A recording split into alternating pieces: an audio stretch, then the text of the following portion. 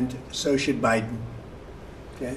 Next, sir, we have an executive order for your attention. We've taken action against a number of law firms that have participated either in the weaponization of government, the weaponization of the legal system for political ends, or have otherwise engaged in illegal or inappropriate activities.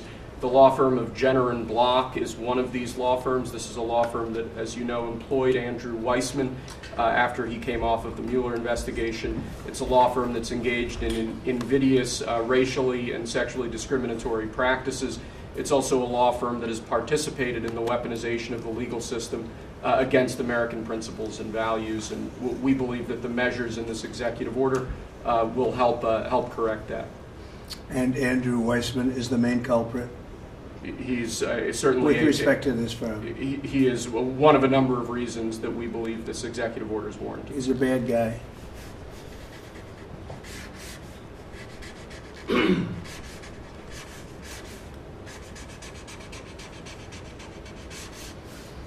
Okay.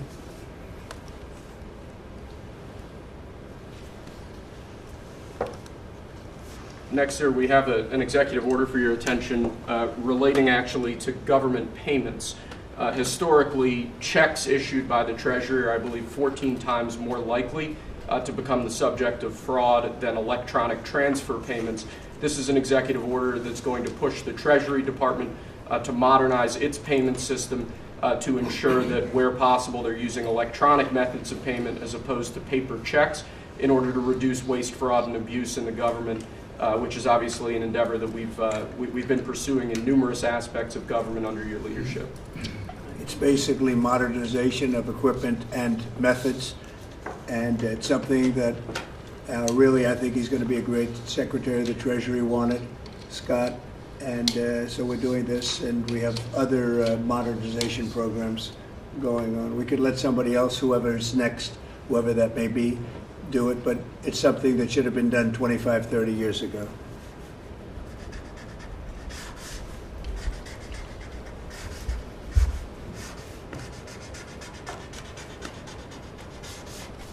Okay.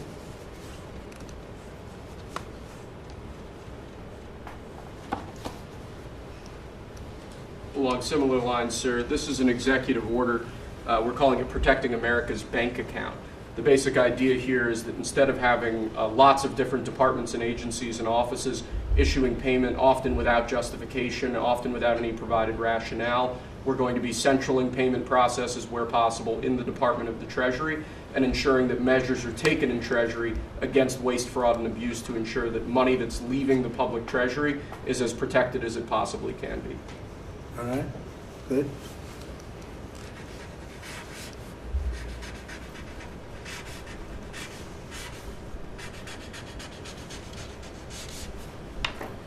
Many of these things should have taken place decades ago or longer. Lastly, sir, we have an executive order for your attention on the very important subject of election integrity.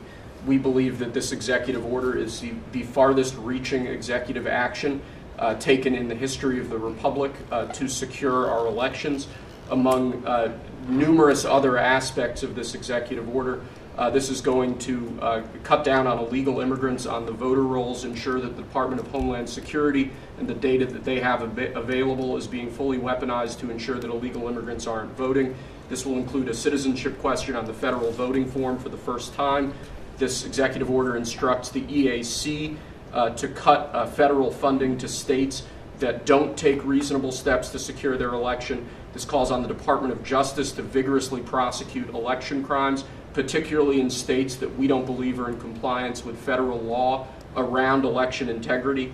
I could go on and on for a while, sir, but the compliance with National Election Day rules, cracking down and investigating and prosecuting foreign interference in our elections, revoking President Biden's Executive Order 14019, which essentially weaponized government to corrupt and pollute our election process. There's a lot in here, but we believe that these are very important steps that we need to be taking as an administration at your direction to ensure that our elections are as secure as they possibly can be. Okay, you all understand that? Yes. Election fraud? You've heard the term? We'll end it, hopefully. At least this will go a long way toward ending it. There are other steps that we will be taking in the coming weeks, and we think we'll be able to end up getting fair elections.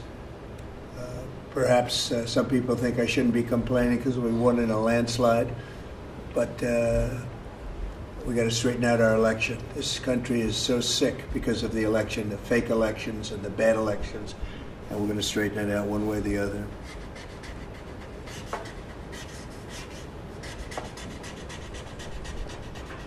And it's an honor to sign this one. To sign all of them, but to sign this one is a great honor.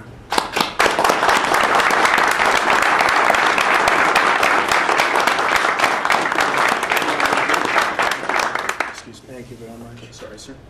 So we're going to go around the room a little bit quickly, and we're going to introduce these very outstanding people. They've had, in all cases, outstanding careers. They're very incredible people that are going along as rapidly as the system can go along. We're ahead of, I guess, anybody else thus far. So I want to thank John Thune. He's done a very good job, and the whole Senate. We're being delayed as much as possible by Democrats, but that's standard. It gets to be just standard. But the process is moving along very quickly. So, Sergio, just say hello, and then we'll introduce everybody. Absolutely. Sergio Gorham, Director of Presidential Personnel. It's been an absolute pleasure getting to know every one of you every step this way. As the President said, we're at a record pace. We have more nominees today in front of the Senate than at any previous point, over 70. And that's a record in 2 months. And we're proud of that.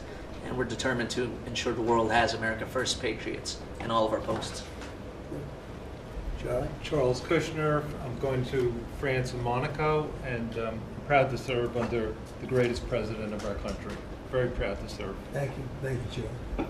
James Blair, honored to work here in the White House as Deputy Chief of Staff. And Mr. President, I think that all of these successful people would want to go serve the United States under your leadership as a testament to your vision and leadership. Thank you, James. I'm David Perdue. I'm going to the People's Republic of China, and it's my honor to represent President Trump, people of America, and represent our interests and values in China. I'm Leah Campos. I'm going to represent the President in the Dominican Republic. Mr. President, thank you for the honor to serve you in the room. Thank you. Thank you. Mike Waltz, National Security Advisor. Look forward to working with every one of you on behalf of the President, his leadership, and the American Thank you. people. John Arrigo. I am going to the Republic of Portugal, and I'm very excited to do so and serve on what I consider one of my closest friends and one of the best presidents this country has ever had. Thank you. Kevin Cabrera, nominated to be Ambassador to Panama. It truly is an honor, President, to be part of your administration. Thank you. Tom Barrett, nominee to the Republic of Turkey. Delighted and honored to be with you, Mr. President, in that host country, which is one of the most ancient in civilization, is in search for your peace, prosperity, and security program. Thank Good you. place. Mr. President. Good leader, too. Yeah, Mr. President, thank you. It's an honor. I'm Pete Hookster, you know that. Yeah. But I am going to Canada. Ooh. I look forward to serving you in Canada and your agenda. And you do a great job. Thanks, Pete. Juan Johnson, sir, thank you for the nomination to represent you and the United States to the United Mexican States. And I'm really encouraged by some of the conversations you've had with President Sheinbaum recently and to the increase in support that we've seen out of her government along our border on the important issues. So thank you, sir. They have stepped it up a lot, Yes. Mexico and Canada. So see how it works, right? Yes, sir. Thanks. Matt Whitaker from Des Moines, Iowa. I'm proud to, as soon as I'm confirmed, go represent you at the North Atlantic Treaty Organization. Great. Thank you, man. George Glass, on my way to Japan. Previous administration, I served for you in Portugal. It is a great honor to be able to do this the second time. Thank you very for much. the opportunity. Thank you, George. President Trump, my name is Ken Howry. I'm your nominee to be Ambassador to the Kingdom of Denmark. A very close partner and ally. I served for you last time for the Kingdom of Sweden. I want to thank you for the faith you've placed in me as your nominee to Denmark. Thank you. Thank you very much. President Trump, thank you for the honor of a lifetime. My name is Stacy Feinberg, and hopefully I'll have the honor of serving in Luxembourg. And I think this is the greatest presidency and the greatest time in history, and it's all because of you. Thank you very much. Nicole McGraw, nominated to serve in Croatia, and it's such an honor to be here with you today and to serve you and the American people. Thank you. Thank you very much. President Trump, thank you very much for your nomination to the Republic of Chile. And let me tell you, Border Patrol agents are so thankful for everything that you've done for them. But That man knows more about the border than anybody, I want to tell you. Thank you. President, it's a great honor. Thank you very Thanks. much. Good Good luck. afternoon, Mr. President. Brian Birch. If I'm confirmed, I will be representing you at the Holy See. And Catholics are very proud of your work. Your team is doing an excellent job, so thank you. Very honored to serve. Thank you very much. Mr. President, thank you again for the honor, the greatest privilege. My name is Summers Farkas. I will serve this great man at the Republic of Malta. Thank you, sir. Thank you, Mr. President. Joe Popolo from Dallas, Texas. Very proud to serve you at the Kingdom of the Netherlands, the very first country to recognize the United States 250 years ago. Thank you. Thank you. Mr. President, if I'm confirmed, I will be representing you in the State of Israel. It will be an extraordinary honor, and you've done more for Israel than any president in any time of its history, and we are grateful. And I'm hoping I'll get to be there by Passover. Thank you, Mike. And Mike is an outstanding guy. They all are. Mike, I think he's going to do wonders for Israel. He actually probably gets along with both sides, and that'll be interesting to see. But the world is watching you, Mike, so good luck. Thank you, President. Good luck. You're going to do well. Thank you very much. Mr. President, thank you for this great honor to serve the Republic of Italy and San Marino. I'm so looking forward to going over there and working with that great ally, and for the pleasure to serve you. Your staff has been great working with us and have done a great job, and we really appreciate them. Thank you, sir, for pushing this along. And have a good time. A really good time. I'm Warren Stevens from Little Rock, Arkansas, and I have the honor to represent the President and the United States in Great Britain and Northern Ireland, and to be chosen to go to such an important ally of ours is, I know, sir, and I'm looking forward to it, but thank you for the honor. You're going to do fantastically. These are tremendously successful people, and you two guys, and then you add on Mike. I think they have a little more money than Mike, but he's got some other advantages. He's got some other, like upstairs, he's got some big advantages. Yeah, he does. It's very exciting. It's really exciting to have all of you. Would you have any questions, media, for the people that you just saw? So outstanding, and I thought it would be nice to bring them before you. And so if you have any questions, please. I wanted to ask about the talks in Saudi Arabia. It sounds like you made some progress on a Black Sea ceasefire. Yeah. Could you update us on that? What happens now? So we've made a lot of progress on two fronts, on both sections that we call them sections, but they're much more than that. Russia, Ukraine, and also the Middle East, and we'll see what happens. We're in deep discussions with Russia and Ukraine, and I would say it's going well, but it's a situation we should have never had to even think about.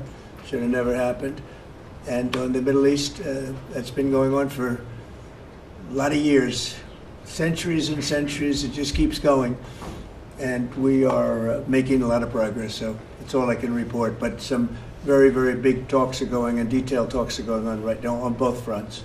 Mr. President, you said that your national security advisor learned a lesson after a reporter... Wait a minute, excuse me, I didn't pick you. Go ahead, please. Mr. President, the ceasefire agreement that was broken today allows for third-party countries to help implement the agreement. What does that look like, and who's going to be involved? The ceasefire agreement? Yes, the maritime ceasefire agreement between Russia and Ukraine. Well, they're going to get together. Look, it's they agreed to something, and it got broken. There's tremendous animosity. There's a lot of hatred, as you can probably tell, and it allows for people to get together, mediate it, arbitrate it, and see if we can get it stopped, and I think it will. That'll get stopped. What countries are you looking to work with, sir, to help implement and monitor that ceasefire? We have other countries involved, and they're involved very strongly in the process, and that'll be resolved. That's actually, as bad as it is, that's the least of the problems. So we'll get that resolved, and we are being aided by other countries too. Yes, please. Please. Brian? Tomorrow, the subcommittee on DOGE is going to review funding for NPR and PBS. Now, every Republican president has always promised to take away this money that's going to these two public news outlets. If they're successful, I know Senator Kennedy has backed it, Marjorie Taylor Greene in Congress has backed it. Would you be interested in defunding and taking away taxpayer dollars to NPR and PBS? Well, I would love to do that. I think it's very unfair. It's been very biased, the whole group. I mean, a whole group of them. And frankly, there's plenty of, look at all the media you have right now. There's plenty of coverage. I was from a different age, and they spend more money than any other network of its type ever conceived. So the kind of money that's being wasted, and it's a very biased view, you know that better than anybody. And I'd be honored to see it end. We're well covered. Look at all the people that we have here today. We're well covered, and we don't need it, and it's a waste of money. Especially, I don't even know what DOJ's recommendation is. I assume their recommendation is to close them up. Well, after they hear all the testimony, I think they're going to make a decision relatively sooner than later. Yeah. But we'll see what that turns Yeah, out. I can't imagine that they wouldn't, because they have found so much waste, fraud, and abuse, hundreds of billions of dollars, and just waste, fraud, abuse. You heard yesterday some of the new things that were found. 22 billion just in environment, billion. You know, if you had 22 million, Warren, it would be nice, but 22 billion put into environmental accounts. One was 2 billion into one account, Stacey Abrams, where they had $100 in the account. And just before I came in, they put $2 billion. And you guys are looking, so you mean 2 million or maybe 200,000? No, $2 billion were put in the account. What do you think of that, Mike? Do you think that's a straight deal? 2 billion? Just write me the check, Mr. President. I'll take me to Israel. It's it's a horrible thing, and we have so many of those things. So they've done an incredible job, and the country wants to hear it. I think DOGE is actually very popular because of what's happening. They're hearing about all of these scams and for big money, tremendous amount. And when you add it up, just hundreds of billions of dollars being wasted, and much of it's fraud. You know, we talk about waste. And it is waste and abuse, but a lot of it's fraud Can I too. follow up on something? Yeah, go ahead, Brian. I just want to follow up on that. If Planned Parenthood is defunded, would you look into the harvesting of baby organs that they've done throughout the years and maybe go after some criminal prosecution on that? Well, I think you're talking about a subject that is a heated subject, and we'll look into it. We're going to look into everything, but that's certainly a subject that's been debated for a long time, and we will look into it, yeah. Mr. President, Some senators have expressed hope that the White House will support a rescission package to codify some of the DOGE cuts into law. Where does the White House stand on that? And are you making progress? The which on package? A rescission package to codify some of the DOGE cuts into law. You know what, it would be great. I think we're going to do that. I think they're going to do it. I think we're also going to be codifying a lot of the executive orders that we've done, which have been very popular.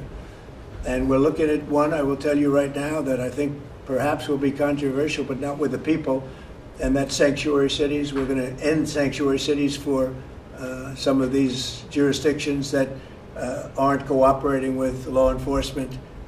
They're guarding criminals. They're taking the rights away from the citizens of their state and their city. And we're going to be ending sanctuary cities if we find it necessary to do in certain major areas. And we may just end the entire thing altogether because it's just a way of protecting criminals. And nobody else is benefited by that. And for some reason, Democrats want to keep and they want to shield criminals from being sent back to their countries or being sent to prison.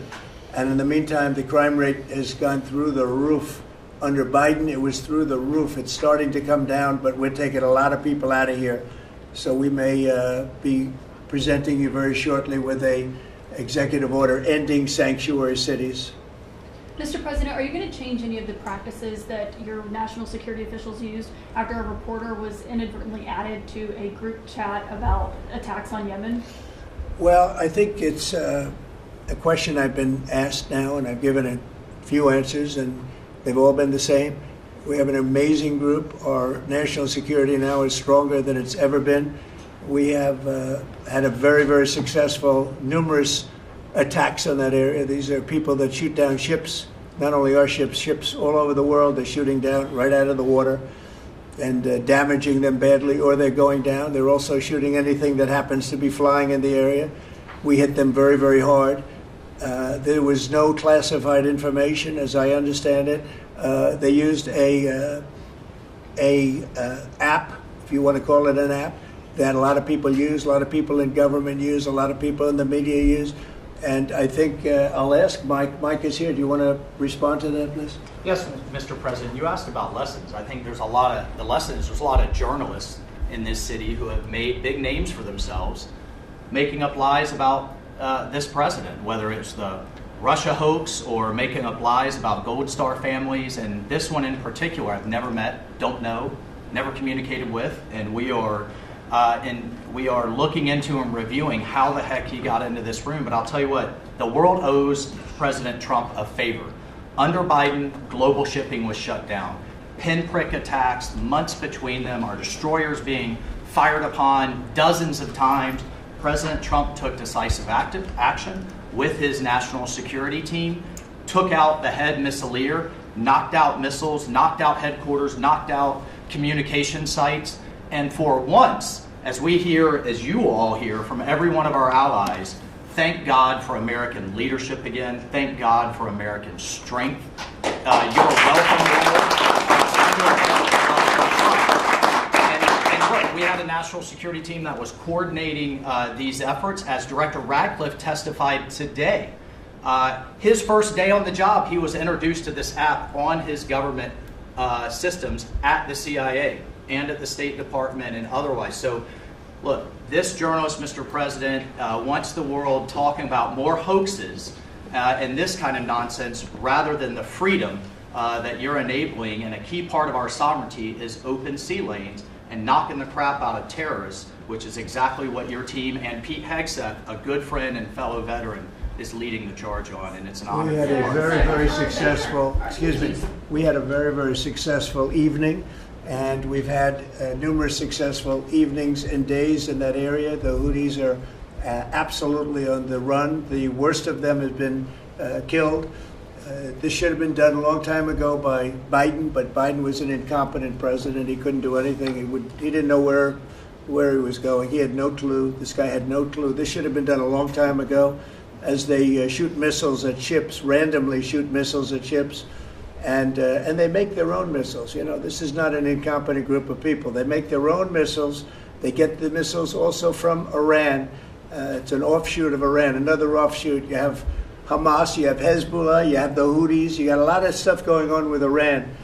And we sent a letter to Iran. You're going to have to be speaking to us one way or the other pretty soon, because we can't let this happen. But that's an app that a lot of people use, and somebody got on. I mean, happened to know the guy's a total sleazebag. The Atlantic is a failed magazine. Does very, very poorly. Nobody gives a damn about it. This gives it a little bit of a shot. And I will tell you this, that they've made up more stories, and they're just a failing magazine. The public understands that. He's a very good man. That man is a very good man right there that you criticize so strongly. He's a very good man, and he will continue to do a good job. In addition to him, we had very good people in that meeting, and those people have done a very, very effective job, and you're going to see it. And it goes on, by the way. It's going to go on. And I think the Houthis wish that it didn't happen, but that's what it's all about. We have to create a safe country, a safe world, and that's what we're doing. Do you worry that national security was put at risk, Mr. President? Of senior officials using signal. Do I plan to ban who? The use of signal to communicate from senior officials. Well, I don't know I don't know anything about Signal. I wasn't involved in this, but I just heard about it, and I hear it's used by a lot of groups. It's used by the media a lot. It's used by a lot of the military, and I think successfully. But sometimes somebody can get onto those things. That's one of the prices you pay when you're not sitting in the Situation Room with no phones on, which is always the best, frankly. But you know, the best is to be there. In fact, oftentimes I've been In fact, just last week, I was in the Situation Room on something very important, and we had a couple of people hooked up by line, and I said, cancel the line. Sorry, fellas, what you do is we'll tell you all about the meeting, because I know people do get on those lines, whether it's Signal or anything else. Yeah. So are you going to change any procedures as a result of this? Well, I mean, look, we look at everything, and they've made a big deal out of this because we've had 2 perfect months. We are bringing in business. We have another one announced tomorrow, a big one, very big. Like in the history of our country, nobody's ever seen anything like it. And I think probably a lot of people are saying they started by saying it was the greatest first month that a president has ever had, and I think that's true. And now they say it's the best second month, and they had to find something. And this certainly will look at this, but the main thing was nothing happened. The attack was totally successful. It was, I guess, from what I understand, took place during, and it wasn't classified information. So this was not classified. Now, if it's classified information, it's probably a little bit different. But I always say you have to learn from every experience. I think it was very unfair the way they attacked Michael. He's a good person. The person that was on just happens to be a sleazebag, so maybe that's just coincidence. I don't know. But you are going to conduct would an it be investigation, a problem if Mr. the President. Atlantic released all the text messages if they're not classified? Well, I don't know. I'd have to ask the military about that because maybe you wouldn't want that. I don't know. I will say this: that from what I heard, the man that we're talking about, who's not somebody that I don't think most people have ever heard of, he left. He found it very boring, and he left early. He got off the line very early. So I can't speak to it other than that. So he's made up a lot of stories, and I think he's basically bad for the country. But it's a failing venture, very failing venture. They're very upset.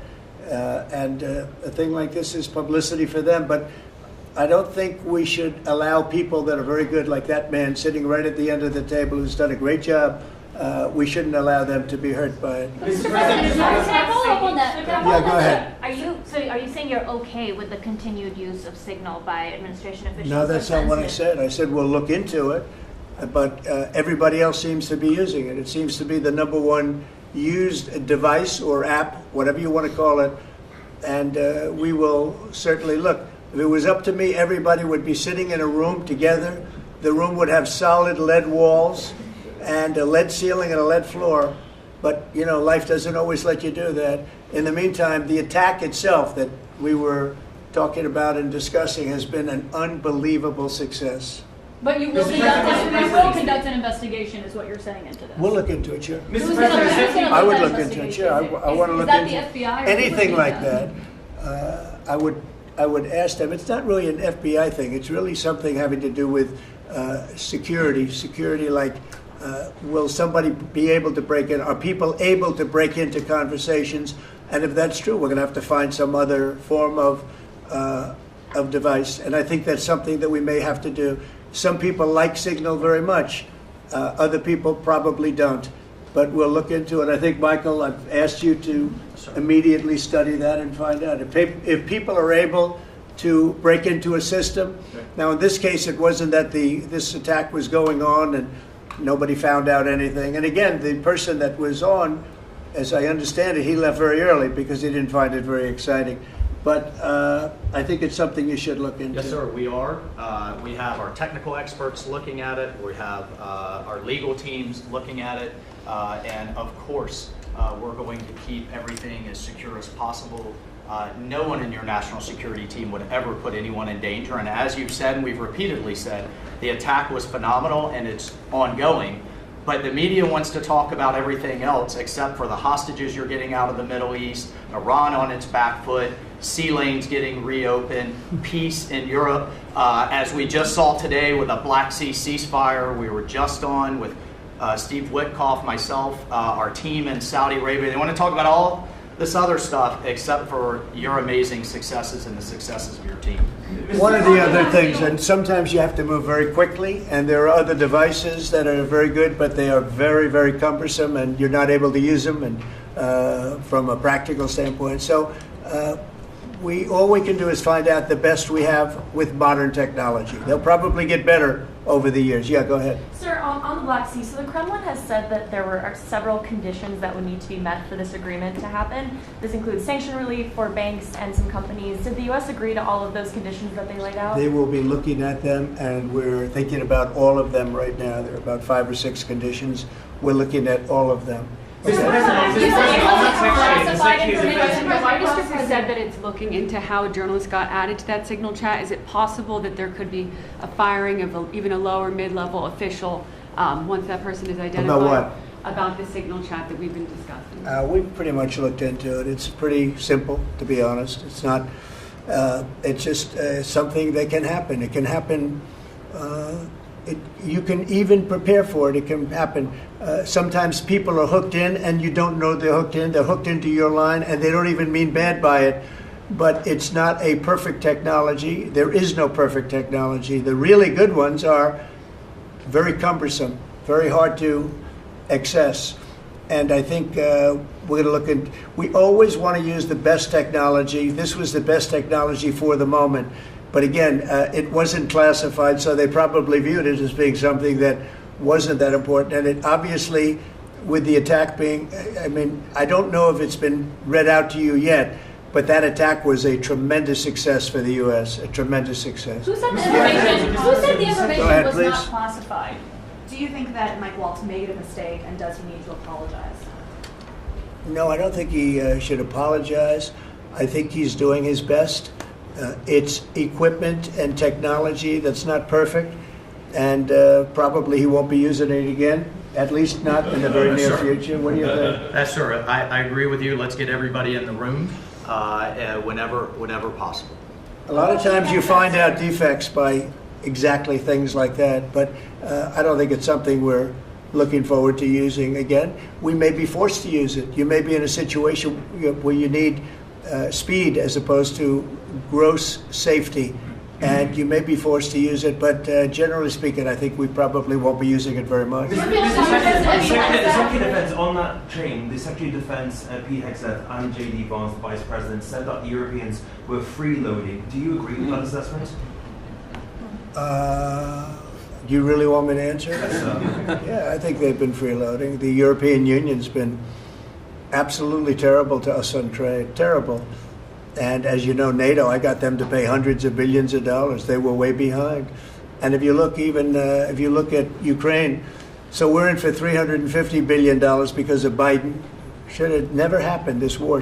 All these dead people should not be dead. All these broken cities that are demolished down to the ground, those gorgeous towers, the most beautiful in the world, the most beautiful spires in the world. The spires in Ukraine were said to be the most beautiful of all. Just about every one of them is lying on its side in a million pieces. It's so sad to see what's happened to a heritage. No, I think that when they say the European Union and you could say NATO also. Look, NATO, and I don't blame NATO for this. I don't blame Europe for this. I blame Biden for the fact that he didn't make them equalize. And to this day, I said to him, you got to catch up, you got to equalize. But why are they in for $100 billion and we're in for possibly $350 billion? It shouldn't be. It shouldn't be. And you could say more important for them because we have an ocean in between. So, you know, it's one of those things. You'll be seeing Liberation Day. I call it Liberation Day in America. You're going to be seeing on April 2nd. Didn't want to do it on April 1st for the obvious reason, April 2nd. But you'll be seeing tariffs. And I think I've been very fair. I have them set, but I think I've been very fair to countries that have really abused us economically for many, many decades. Mr. President, who told you that information was not classified? Another question? Which of your national Please, security go ahead. advisors Just told you following that? up on your comments on the economy, there is reporting that consumer confidence fell for the 4th straight month. What is your message to Americans who are concerned about? Well, I know terrorism? this, that for the first time in like 50 years, right track, wrong track, we're on the right track. And I think people see that. And if you look at prices, prices are way down. You know, when I first came here, the first time I met with you people officially, they were screaming at me about eggs. I said, I've been here for a week and I'm being yelled at about eggs. Egg prices have come down 45–50% in the last week and a half. And our Secretary of Agriculture has done a great job. As you know, Brooke, she's done a fantastic job, and others working with her have done a great job. But we brought eggs down at a level that nobody thought we could get at. I inherited that situation, and I inherited a grocery situation. The groceries went way up, an old-fashioned word, but it's a very descriptive word. Groceries have gone through the roof.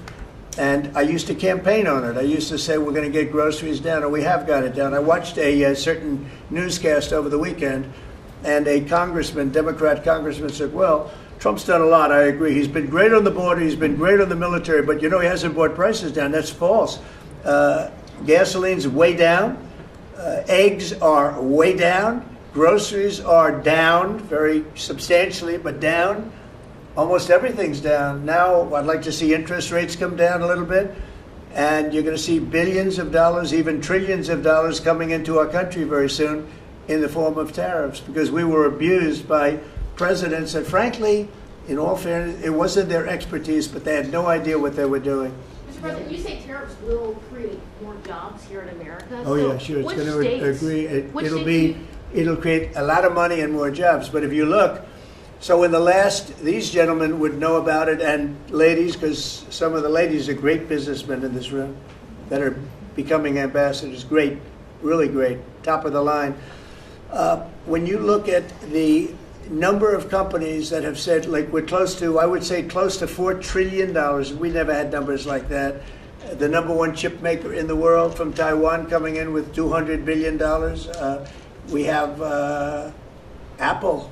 Look at Apple. $500 billion. $500 billion. They're going to build plants all over the United States. They were all being built in China.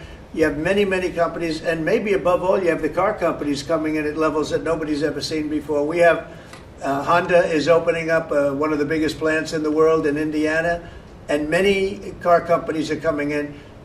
We have AI. We're leading China by a lot in AI, and we're going to keep it that way because we've made it very good for them, and we're going to protect them. Once they're here, we'll protect them through taxes, through incentives, and also through tariffs. Thank you very much, everybody. Thank you very much. Thank you.